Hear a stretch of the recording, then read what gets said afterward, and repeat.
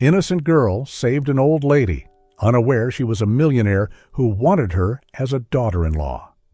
She was pure and innocent, and just because she helped an old woman at the bus station, her life took an unexpected turn. She ended up living in a mansion with a millionaire who changed her destiny forever.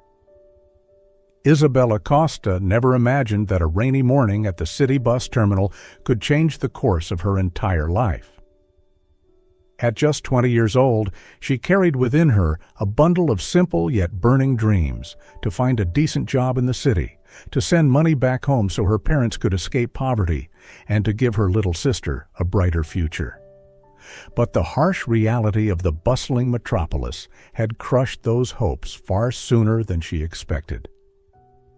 For months, Isabella had struggled through odd jobs, waiting tables at a diner, folding clothes in a small boutique, sometimes cleaning offices late at night.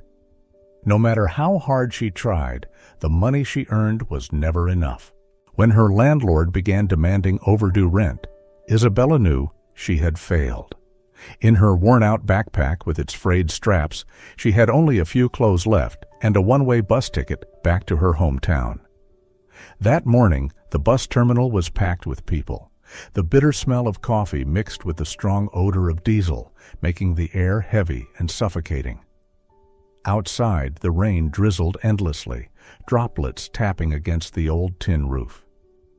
Isabella sat hunched on a long wooden bench, clutching her ticket as if it were the only thing she still owned. The weight of disappointment pressed against her chest like an immovable stone. As she kept her head down, avoiding everyone's gaze, Isabella suddenly heard a faint groan coming from a nearby bench. She looked up and saw an elegant elderly lady, her silver hair neatly pinned, but her face contorted in pain. One hand pressed against her chest as her breath came in short gasps. A leather handbag had slipped to the ground, yet no one seemed to notice.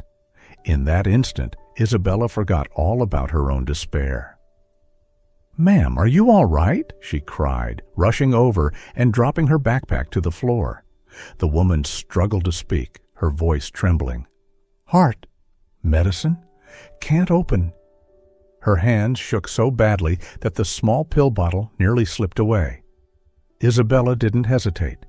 Memories of her grandmother's final days flooded back, those nights she had stayed by her side, helping her through the chest pains and short breaths. With a strange calmness, Isabella twisted the cap open, took out a pill, and handed it over with a sip of water from her own bottle. "Just breathe slowly. I'll stay right here until you feel better," Isabella said softly, placing her hand gently on the woman's back to reassure her. It was astonishing that a young girl of only 20 could radiate such calm and steadiness that Helena Duarte immediately felt more at ease. After a while, as the pain subsided, the woman introduced herself as Helena Duarte Montero and gripped Isabella's hand with unexpected strength for someone who had just suffered a heart attack. "You have no idea what you've done for me. If it weren't for you—" Tears streamed down her time-worn face, the wrinkles telling stories of both joy and sorrow across more than 60 years of life. "How could I ever thank you?" "You don't need to thank me.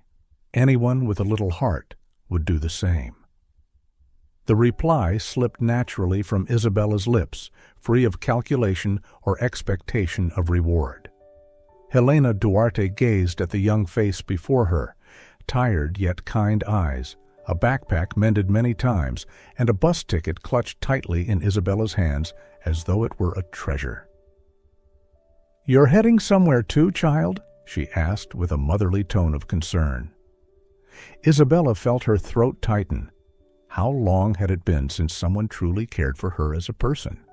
"I'm going back home. Things here didn't turn out as I hoped. My parents are depending on me to help the family, but Her voice broke off. Helena Duarte remained silent for a moment, her seasoned eyes observing the girl who had stopped to help a stranger.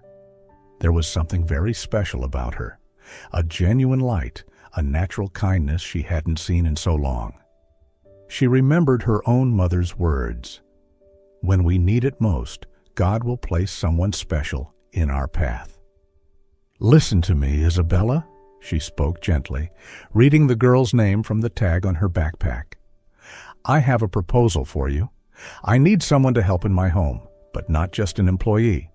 I need someone truly trustworthy, someone who truly cares.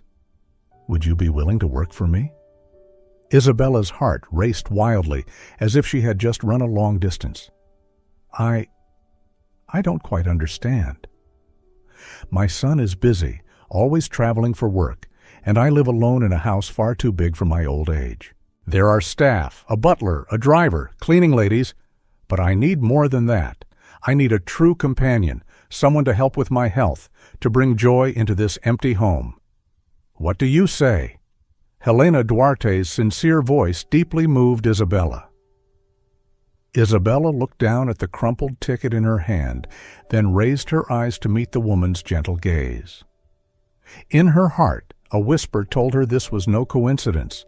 Perhaps it was the very door God had opened just as despair had overtaken her. But you don't know anything about me. How can you trust me so easily? My dear child, I've lived long enough to recognize a good heart when I see one. I saw the way you treated me today, the genuine care in your eyes. That is something no amount of money in the world can buy, a compassionate soul. I can offer fair pay, a place to live, and full meals. Her words sounded like heavenly music to Isabella. The tears Isabella had held back for so long spilled freely down her rosy cheeks, as though a golden door had opened at the very moment she needed it most. I accept, Helena Duarte. I accept with all my heart. The black luxury car turned onto a tree-lined avenue, carrying Isabella toward a place she had never dared to dream of. Through the window, mansions appeared one after another, each more imposing than the last, worlds apart from the small village where she had been born. Her heart pounded, her hands unconsciously gripping the strap of her worn backpack. "Do not be afraid, my dear," Mrs. Helena said, placing a warm hand over Isabella's. "From now on, this house will also be yours." As the ornate iron gate swung open, Isabella held her breath. Before her stood a grand estate, its bright white walls glowing under golden lights, gardens trimmed with perfect precision, and a fountain sparkling in the center of the courtyard. Her knees felt weak. "Oh my God, this is a palace," Isabella whispered, eyes wide. Crossing the threshold, she felt as though she had stepped into another world. Marble floors reflected the light of massive crystal chandeliers. Paintings hung on the walls alongside bookshelves that stretched to the ceiling. The air carried both opulence and an unsettling chill. At once, a woman appeared. She was in her 50s, hair tied neatly in a bun, sharp eyes scanning Isabella from head to toe. "This is Clara," Helena said softly. "My longtime housekeeper." "Nice to meet you," Isabella smiled, extending her hand sincerely. But Clara only brushed it briefly, her gaze cold. "Another new one," she muttered, just loud enough for Isabella to hear. "I hope you don't leave halfway like the others did." The words stung. Isabella's heart tightened. She felt like an intruder in a house far too elegant, under scrutiny like an outsider. But Helena quickly held her hand and led her forward, as if to sweep away the awkwardness. That afternoon, Isabella was introduced to others working in the estate. In the lush garden, a young man about 22 was carefully trimming a rose bush. He looked up when they approached and smiled warmly. "This is Miguel," Helena said. "He takes care of all the gardens here." Miguel removed his gloves and nodded politely. "Pleasure to meet you. I'm from a small town too, probably not so different from yours." His smile instantly eased Isabella's nerves. They exchanged a few words about their hometowns and work. Miguel confided that he had a 4-year-old daughter living with her mother far away. "My biggest goal is to build a stable life so I can bring her back to live with me," he said, his eyes glowing with hope. His story moved Isabella.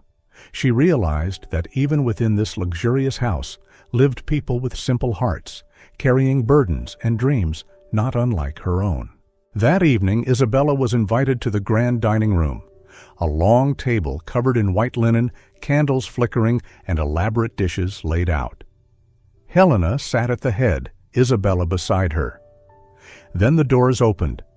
Alexander Duarte, Helena's son, entered. Tall and commanding, dressed in a perfectly tailored suit, his handsome face carried a cold, distant expression that made Isabella shiver. He kissed his mother lightly on the cheek, then turned to Isabella with the briefest nod. "This is Isabella," Helena introduced. "She will be staying with us from now on." "Hello," Alexander said flatly, before sitting down and beginning his meal. Throughout dinner, he barely acknowledged Isabella, except for a few fleeting glances, dark and unreadable. Isabella kept her eyes lowered, her fork trembling in her hand. Inside, she wondered, "Do I truly belong in this place?" The first days inside the Duarte mansion felt like a tense trial for Isabella. Everything around her was too luxurious, too different from the life she had always known. Simply walking across the cold marble floors was enough to make her feel like an intruder. Clara, the housekeeper, watched Isabella's every move.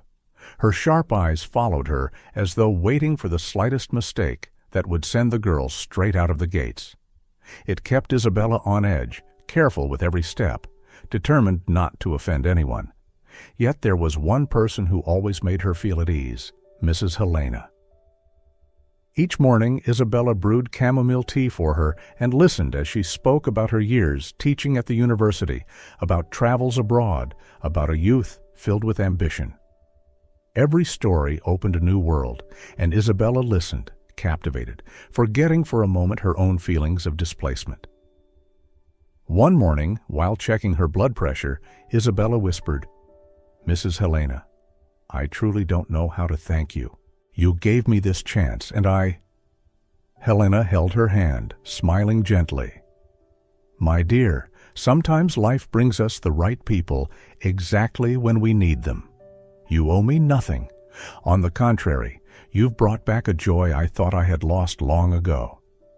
The words brought tears to Isabella's eyes. For the first time in months, she felt she wasn't invisible anymore. But if Helena was a gentle refuge, Alexander was an icy wall. He avoided contact with Isabella almost entirely. At dinner, he exchanged a few words with his mother, but paid her no attention. When they crossed paths in the hallway, he merely nodded and walked past. Still, Isabella sometimes caught his gaze lingering on her, never for long, but long enough to make her heartbeat stumble. In those fleeting moments, she couldn't tell what lay behind his cold facade, contempt, curiosity, or something else entirely. In the garden, Isabella found a more peaceful escape. Miguel often chatted with her during breaks from his work. He spoke of his humble childhood, his abandoned dream of playing professional soccer, and above all, his love for his little daughter. Whenever he mentioned the girl, his eyes shone like sunlight. "She's the reason I get up every morning," Miguel said, showing Isabella a picture on his phone. "I promise that one day I'll give her a real home." Isabella smiled, her heart tightening as she thought of her younger sister back home. She and Miguel could talk for hours, sharing their homesickness, their worries about survival. That closeness brought her comfort, but upstairs, from the window of his office, Alexander sometimes watched the scene. He saw Isabella laughing, her eyes lighting up as she spoke with Miguel. A strange feeling stirred within him, something both irritating and confusing. He couldn't understand why he cared. Isabella was just someone his mother had invited in, an ordinary girl in a world of wealth. And yet, a single smile from her made his heart stumble. That night at dinner, Helena teased gently, "Isabella made the soup today. What do you think, Alex?" Alexander looked up, his eyes briefly meeting Isabella's. "It's good," he said shortly, before lowering his gaze back to his plate. Just one word, but it was enough to warm Isabella's heart. Perhaps the wall of ice had just developed its first tiny crack. One morning, Isabella was cutting flowers in the garden when she heard voices arguing from the study. Alexander's voice was filled with anger. "I already warned you. If this contract fails, we all lose everything." The door burst open, and Alexander stepped out, his eyes landing on Isabella. She quickly lowered her head in panic, feeling as if she had been caught doing something wrong. But instead of walking away coldly as usual, this time he stopped. "What are you doing here?" His tone was less harsh than usual. I was just picking a few flowers for Helena Duarte," Isabella replied timidly. Alexander looked at the flowers in her hands, then his eyes lingered on her simple face, untouched by deceit. For a brief moment, he saw a glimpse of his past, the years of youth when everything was still simple, before betrayal and greed had turned him into a man who doubted everyone. He was about to say something, but his lips pressed together instead, and he simply nodded.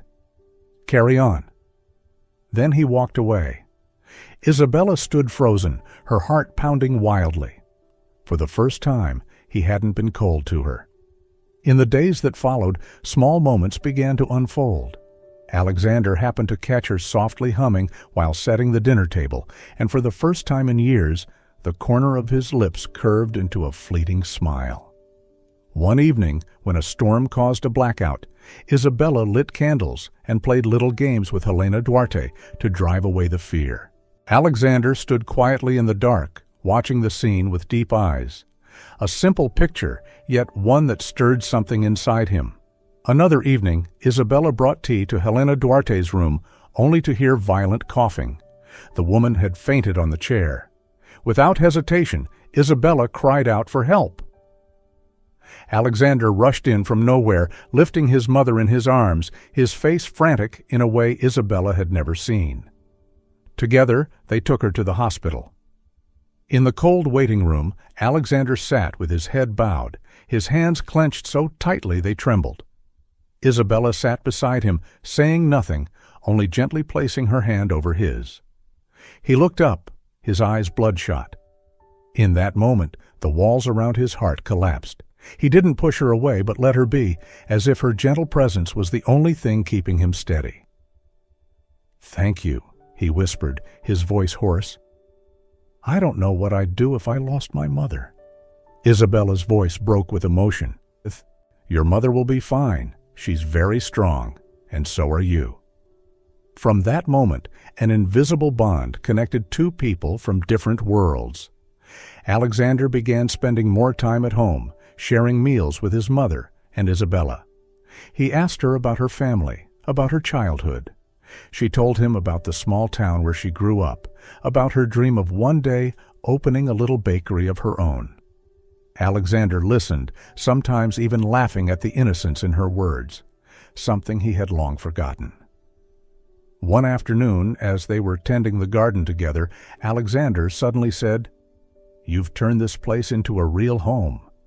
Isabella blushed, lowering her head to hide her shy smile. One late afternoon, as golden light spread across the garden, Miguel hesitated before speaking. "Isabella, maybe I shouldn't say this, but I must be honest. I like you, not just as a friend." Isabella froze. She looked into his sincere eyes, then sighed softly. "Miguel, you're a wonderful man. I truly care for you, but my heart, it isn't ready for that."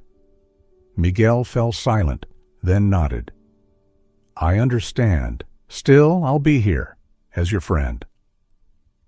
It might have ended quietly, but from the balcony above, Alexander had witnessed almost everything.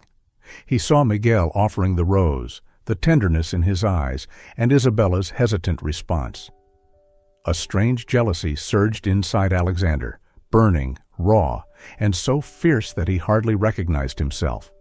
His chest tightened, his breath quickened, and for the first time in years, he felt fear, not of betrayal, but of losing someone he hadn't yet admitted he loved. That evening at dinner, Alexander, who usually stayed silent, suddenly turned to Isabella. You spent quite a while in the garden today. Anything special happening?" His tone wasn't loud, but it was sharp enough to cast a hush over the table. Isabella blushed and shook her head. "No, we were just talking." Helena smiled gently, seemingly unaware of the tension. But Clara eyed Alexander suspiciously, while Isabella's heart pounded wildly. In the days that followed, Alexander's behavior shifted. No longer did he maintain an impenetrable distance. Instead, he occasionally asked small questions. "How was your day?" Or, "Do you need help with that?" His voice remained curt, but his gaze was different, less distant, almost searching. One evening in the library, while Isabella was organizing old books for Helena, Alexander walked in. "You don't have to do all of this. Let someone else handle it," he said. "I want to help." "I don't like sitting idle," Isabella replied, still stacking books. He stood in silence for a long moment, then exhaled as though wrestling with himself. "Isabella, I don't know why, but every time I see you with Miguel, I dislike it." She looked up, stunned. For the first time, Alexander was revealing something real. No icy mask, no indifference. Her heart raced, words failing her. He stepped closer, his eyes dark and intense, as though the weight of years of silence pressed against him. His voice dropped, low and unsteady. "I can't keep pretending anymore, Isabella. Every time I see you, every time I hear your voice, you break through the walls I swore would never fall. You make me feel alive again." In that instant, Isabella was overwhelmed. She realized she had finally pierced Alexander's cold armor and discovered a heart longing deeply for love. Their feelings for each other grew with each passing day, even though neither dared to speak of it. Yet the way their eyes met said everything words could not. Autumn arrived, and the trees in the garden began to turn golden and red. Isabella continued caring for Mrs. Helena each day, reading with her, serving tea, sharing conversations. Though her health grew weaker, Helena's gentle smile never faded, like a ray of warmth that softened the cold halls of the grand house. But one morning, when Isabella brought in tea, she found Helena sitting silently by the window, her face unusually pale. Are you all right?" Isabella cried out in alarm. Helena shook her head weakly, her breath uneven. "My dear, perhaps it is time for me to go." Isabella trembled, clutching her hand. "Don't say that. You'll get better. I'll call the doctor right away." But Helena only smiled, her eyes tender. "Don't cry, Isabella. You gave me joy in the final months of my life. I leave in peace." The words cut like a blade into Isabella's heart. She sobbed, holding Helena close, but the older woman's eyes slowly closed, her breath fading until it was gone. The room fell into mournful silence. News of Helena's passing spread through the mansion. Clara wept uncontrollably. Miguel bowed his head in silence, and Alexander stood rigid, his face frozen, though his clenched hands trembled. During the days of mourning, Isabella felt her world collapse. The only person who had given her love and protection was gone. Loneliness consumed her like a shadow that followed every step. She would wander the silent halls at night, the emptiness echoing louder than any sound. In her heart, a decision slowly took shape. She had to leave, before the grief swallowed her whole. That night, as she quietly packed her few belongings and descended the staircase, she found Alexander waiting. "Where are you going?" His voice was deep, tense. Isabella lowered her head. "I too have no reason to stay anymore. Mrs. Helena is gone, and I'm just an outsider." Alexander stepped closer, his gaze fierce. "You are not an outsider. You matter, more than you realize." Tears welled in Isabella's eyes. "Why do you care? You never needed me here?" He was silent for a few seconds, then spoke suddenly, his voice breaking. Because I'm afraid of losing you. I already lost once, and it nearly destroyed me." Isabella stared at him, bewildered.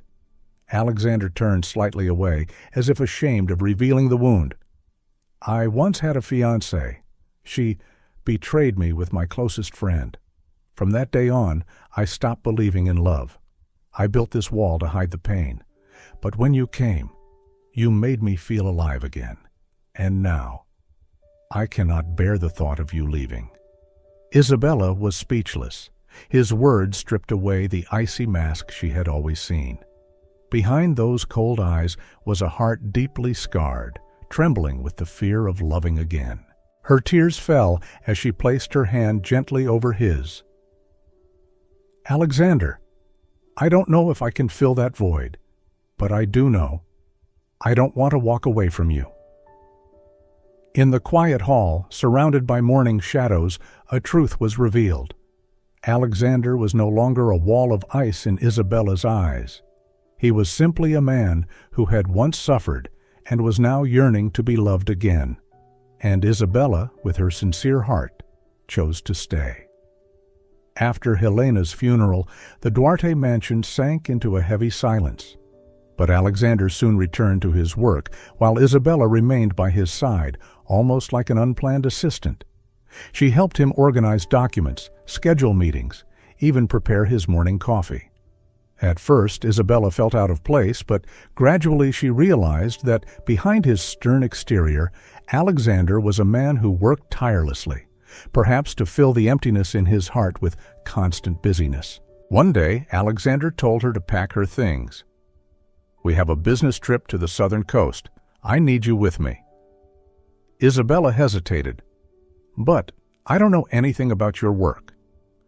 "Just being there is enough," Alexander replied, his voice deep yet warmer than usual. The car carried them away from the city. Through the window, endless green fields stretched out, and the salty scent of the ocean lingered in the breeze. Isabella sat quietly, her heart filled with a strange mixture of nervousness and peace. They arrived at a small seaside town. The hotel overlooked the vast blue ocean where waves crashed endlessly against the shore. Alexander was busy during the day, but at night he and Isabella often walked along the beach. Under the moonlight, their conversations grew more intimate than ever. "I once thought I'd never open my heart to anyone again," Alexander confessed, his eyes fixed on the horizon. "But with you here, everything feels different." Isabella felt the sincerity in his words. Her heart trembled, though she wasn't sure if she had the courage to take another step forward. The next morning, while preparing documents for Alexander, Isabella suddenly grew dizzy. She tried to steady herself, but collapsed onto the floor. Alexander rushed to her side, lifting her into bed and calling the hotel doctor. "She'll be fine, just exhaustion," the doctor reassured. All day, Alexander remained by her side, his worried eyes never leaving her. He adjusted her blanket, urged her to take medicine, even clumsily cooked soup in the hotel kitchen. When Isabella opened her eyes, she found him still there, his face weary but tender. "You've been here all day?" she asked softly. "I couldn't leave while you were lying like this," Alexander replied, his voice thick with emotion. Silence filled the room. Isabella could feel the rhythm of his heart, strong and steady in the small space. And she understood. The icy wall around Alexander had truly melted. He took her hand gently, squeezing it. "Isabella, I love you. I tried to deny it, to push it away, but I can't. I need you in my life." Tears spilled down Isabella's cheeks, mixing with a trembling smile. "I love you too, Alexander." In that small room in the seaside town, with the sound of waves echoing outside, they finally found each other. It was not just a confession, it was the beginning of a true love, one they had once feared, but now longed for more than anything. Since the trip to the coast, the relationship between Isabella and Alexander had completely changed. They were no longer just master and companion. They had become two hearts that had found each other after years of loneliness. Yet their love remained hidden within the mansion, for Isabella knew all too well not everyone would accept it so easily. One afternoon, while Isabella was organizing documents in the study, Clara entered, her face colder than ever. "Do you think I don't know?" Clara's voice was sharp. "You and Alexander have crossed the line." Isabella froze, her hands trembling, papers scattering onto the floor. "Mrs. Clara, it's not what you think." "Silence!" Clara cut her off. "You're just a stray that Mrs. Helena brought in. Do you really believe you deserve a place in this family? Don't fool yourself." Isabella stood paralyzed. Every word from Clara pierced her heart like a knife, but before she could respond, the door opened. Alexander appeared. "That's enough, Clara." His voice was cold but resolute. "Isabella is not an outsider. She is the woman I love." The room fell silent. Clara stared in shock, unable to believe her ears. Isabella's cheeks flushed, tears welling as her heart raced wildly. You're serious?" Clara whispered. "More serious than I've ever been," Alexander said firmly, stepping forward to take Isabella's hand. Clara watched, her eyes glistening. She had seen so many opportunists, so many wounds carved into Alexander's life. Her heart, protective like a mother's, couldn't bear to watch him hurt again. But Alexander's gaze now was unwavering, and Isabella's grip on his hand was too genuine to ignore. After a long silence, Clara exhaled deeply. "If this is truly what you want, I won't stand in your way. But girl, remember this. Never break his heart." Isabella choked up, nodding. "I promise." The next day, Miguel sought Isabella in the garden. He stood quietly for a while before speaking softly. "I know who you've chosen. Honestly, I wish you happiness. I must leave the mansion. I need to return to my daughter." Isabella held his hand, her eyes shimmering. "You're a wonderful father. Thank you for being there when I needed a friend." Miguel smiled, a sad yet sincere smile, then walked away. As his figure disappeared beyond the iron gates, Isabella realized that her love with Alexander was no longer just their secret. It had been tested, witnessed, and finally accepted. That spring, the Duarte Gardens bloomed more brightly than ever. Roses burst into color, their fragrance drifting along the stone paths.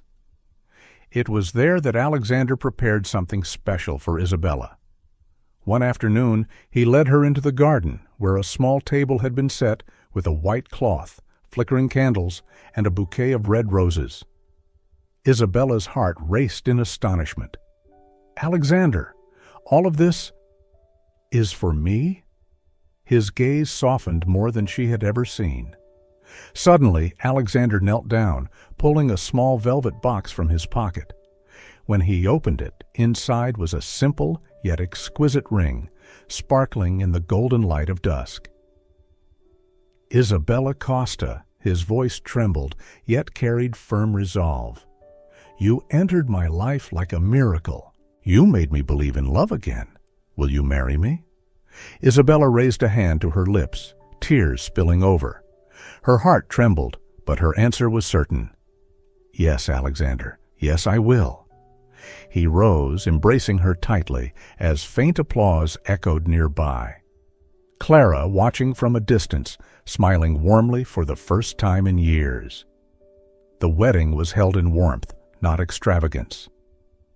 Only those closest attended, a few old family friends, household staff, and Miguel, who returned with his sweet little daughter.